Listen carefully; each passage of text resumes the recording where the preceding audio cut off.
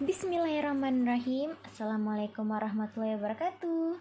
Perkenalkan, saya Putri Naya dengan NIM A50100119. Di sini saya akan menjelaskan mengenai pembagian jenis-jenis dari bimbingan dan konseling.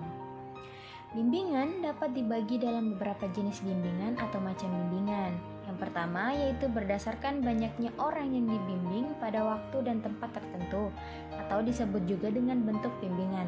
Yang kedua berdasarkan tujuan yang ingin dicapai dalam memberikan pelayanan bimbingan atau disebut dengan sifat bimbingan. Dan terakhir berdasarkan bidang atau aspek perkembangan tertentu dalam kehidupan siswa dan mahasiswa, disebut juga dengan ragam bimbingan. Baik, langsung saja ke materi pertama yang akan kita bahas, yaitu bentuk bimbingan. Dalam bentuk bimbingan dapat ditinjau dari jumlah konseli yang diberikan oleh pelayanan bimbingan itu sendiri. Yang pertama, bimbingan individual atau bimbingan perseorangan, yaitu suatu bimbingan yang dilakukan oleh konselor untuk satu orang saja. Dengan kata lain, yang dilayani hanya satu orang siswa. Bimbingan individual ini dapat disalurkan melalui layanan konseling apabila seorang siswa yang bertatap muka dengan konselor untuk membicarakan masalah yang sedang dihadapinya. Selain dengan layanan konseling, bimbingan individual dapat berlangsung di luar wawancara, seperti siswa yang menanyakan cara untuk mendaftarkan diri, mengikuti seleksi masuk perguruan tinggi atau SNPTN lewat jalur undangan. Yang kedua, bimbingan kelompok. Bimbingan kelompok yaitu suatu bimbingan yang dilakukan oleh konselor di mana yang dilayani atau mendapatkan pelayanan berjumlah lebih dari satu orang, baik itu secara kelompok kecil, sedang, besar, ataupun sangat besar. Dalam bimbingan kelompok dapat dilakukan dengan berbagai cara, seperti contoh membentuk kelompok kecil dalam rangka layanan konseling atau konseling kelompok, membentuk kelompok diskusi, dan diberikan bimbingan karir kepada siswa-siswi yang bergabung dalam satu kesatuan kelas di SMK. Langsung ke materi selanjutnya mengenai sifat bimbingan. Sifat bimbingan menyangkut maksud pembimbing dalam memberikan bimbingan. Ada 5 sifat bimbingan, ialah yang pertama pencegahan atau preventif. Misalnya penerangan tentang narkoba, seks bebas, dan kesehatan produksi serta lainnya. Kedua, mengikuti perkembangan siswa atau mendampingi siswa dalam perkembangannya yang sedang berlangsung atau disebut dengan perseveratif. Misalnya observasi kemajuan siswa, pendampingan perkembangan siswa, dan lainnya.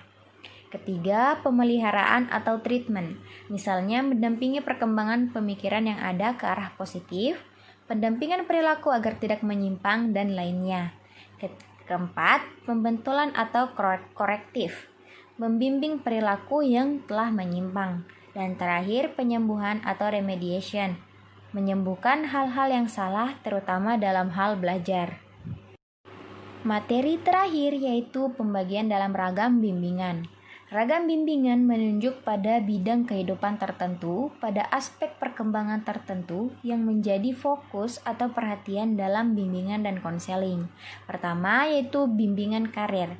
Bimbingan karir ialah bimbingan dalam mempersiapkan diri menghadapi dunia pekerjaan, dalam memilih lapangan pekerjaan atau jabatan atau profesi tertentu serta membekali diri supaya siap membangku jabatan itu, dan dalam menyesuaikan diri dengan berbagai tuntutan dari lapangan pekerjaan yang telah dimasuki.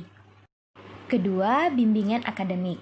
Bimbingan akademik ialah bimbingan dalam hal menemukan cara belajar yang tepat dalam memilih program studi yang sesuai, dan juga dalam mengatasi kesukaran yang timbul berkaitan dengan tuntutan-tuntutan belajar dari institusi pendidikan. Ketiga, yaitu bimbingan pribadi sosial.